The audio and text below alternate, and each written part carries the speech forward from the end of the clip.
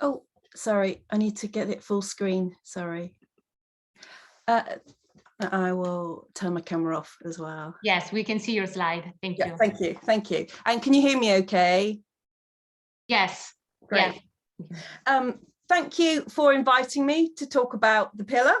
And thank you, Claudia, for a great talk before me, great paper. I have a slightly different style that I'm going to talk to the slides a bit more and ad lib and draw from the paper at the same time.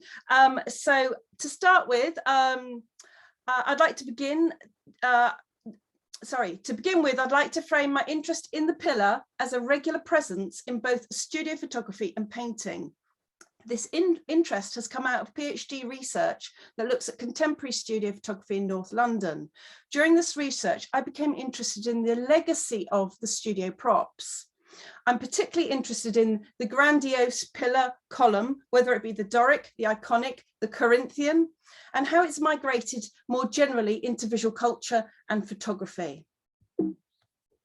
Oh, so I've got to work out, sorry. However, this history is unstable and arguably can be looked at and understood from different perspectives. To unpack this argument a little, in this presentation, I'll be following this history through an art historical discourse and then offer a counter argument that complicates this reading and places the pillar as a trope in photography within a post-colonial Orientalist framework. In doing this, the aim is to raise questions of how the pillar, stroke, column and curtain can be understood within the context of visual culture. So it may seem strange that the props in these photographs we're looking at now are incongruous, even absurd. And yet if we pay attention, we can see there's a tradition of representation that can be traced through art history. Somehow along the way, it's lost its reference. So and these are some early studio photographs that I looked at when I was trying to work out whether there was a conceptual framework that we could draw from. Whereas one may focus on the costume, the gesture, the pose of the sitter when looking at a portrait, for the purpose of this presentation, it's the background, in a sense, the surround of the sitter that interests me. This arguably is the linchpin in reading an image, particularly if you don't know the person in the image. And it can be argued and has been argued that the backgrounds are actually the foregrounds. They're the part of the image that gives us the most information about that image. So I'm going to look at painting to expand this idea. So to anchor this interest, as an example, I'll draw from Andrew Wilton's writing about the Swagger portrait, which he wrote an accompanying text to an exhibition he curated called the Swagger Portrait, Grand Manner Portrait, Van Dyck to August John, 1630 to 1930, which he curated at the Tate in 1992. According to Wilton, the painted portrait, sometimes referred to as the Grand Manner portrait, is visually influenced by the aesthetics seen in classical Greek sculpture, Catholic Italian Renaissance painting, and Calvinist Dutch painting styles. The use of props and visual tropes in the paintings are deliberate and have been chosen as a way of capturing the aspiration of the sitter and denoting their affluence and their status. The aim, according to Wilton, is to look like an idle bourgeois aristocrat in the portrait. It's not unusual to see a drawing room, the corner of a library, or even a painted picturesque landscape in the background of these painted portraits. These backgrounds can be understood within the politics of representation that coincided with the ownership of the grand country house. The surround to the portrait suggests ownership of the land and all that can be seen within the portrait. Furthermore, the portraits of the pillar stroke column, depending on who's labeling it, and the curtain are almost ubiquitous.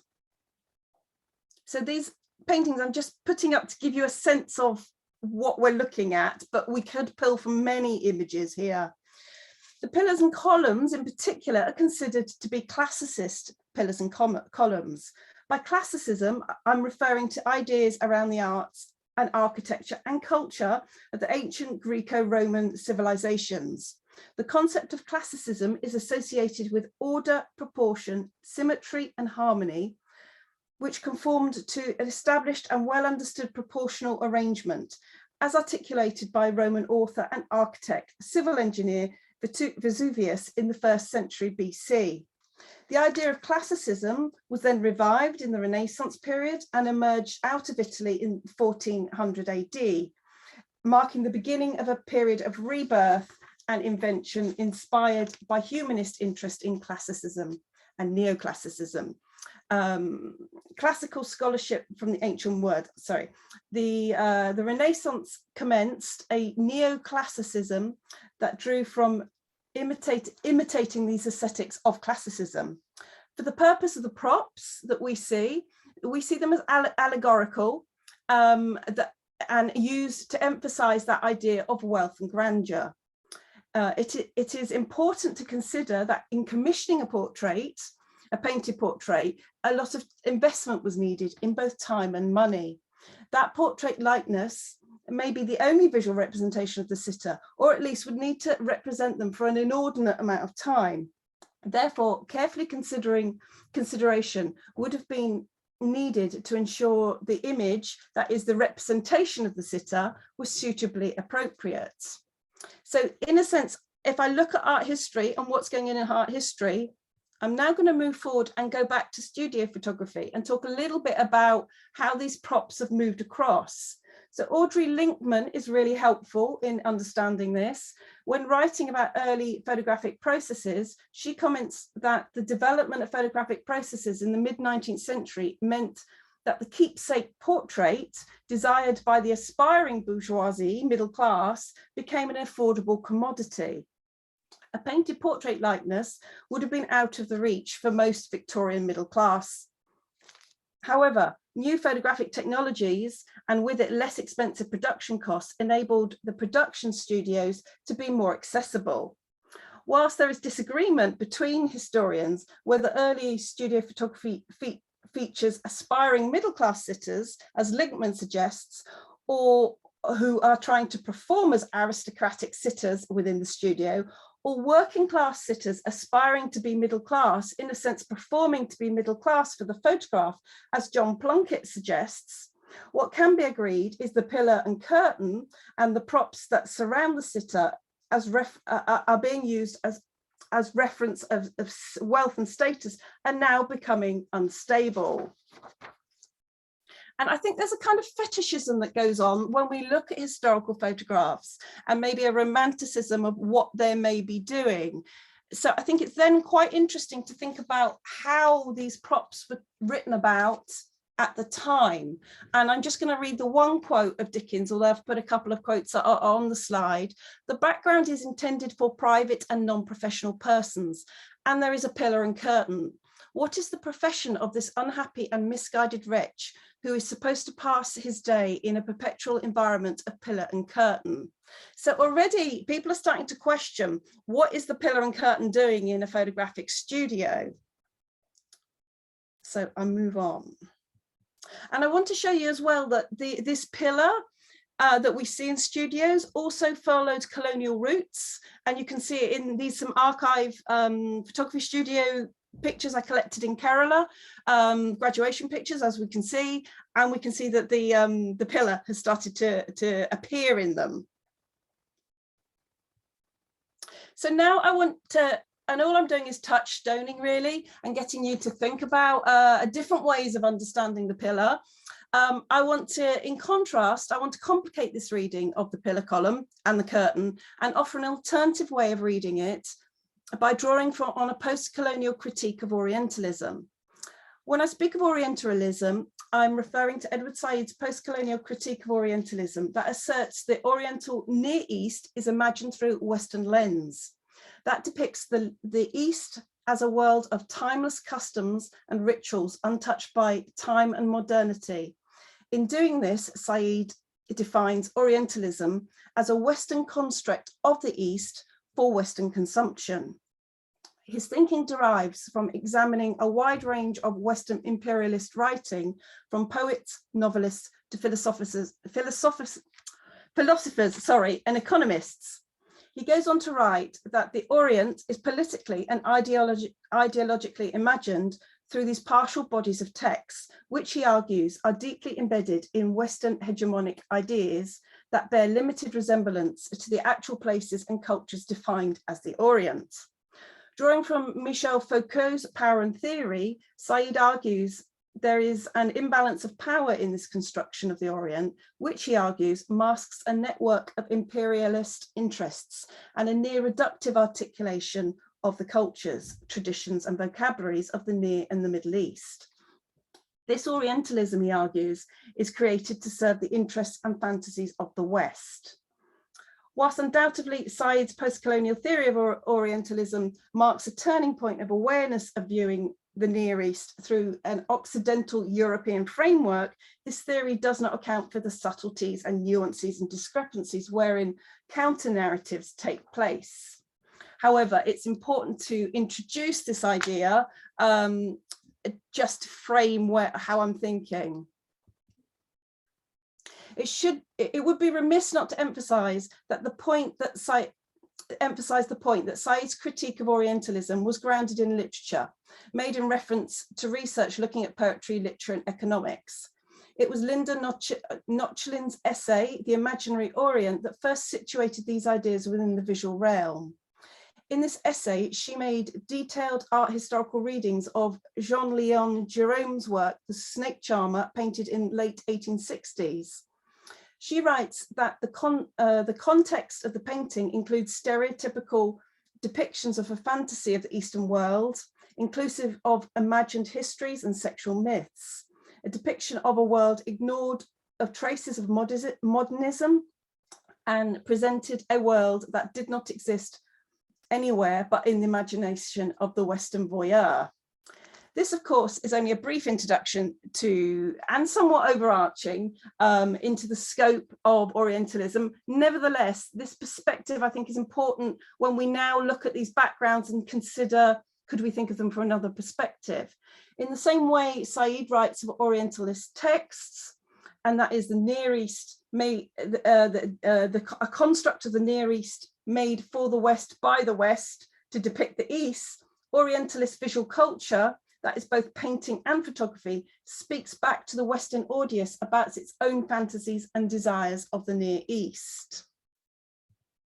So now I'm showing you a selection of digital backgrounds that I looked at as part of my PhD research, because studio portraits are now done in the studio against a white portrait background, and the digital background is added afterwards in post-production. And I'm particularly interested in the image on the top, the second from my left, I'm hoping it's your left, with the sunset behind the pillars, and then the image in the middle at the bottom with the blue sea behind the pillars.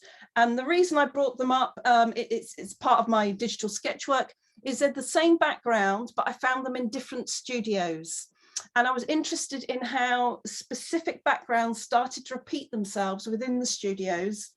And I was curious, why is it so pervasive? Why is this pillar still kind of haunting the background of studios?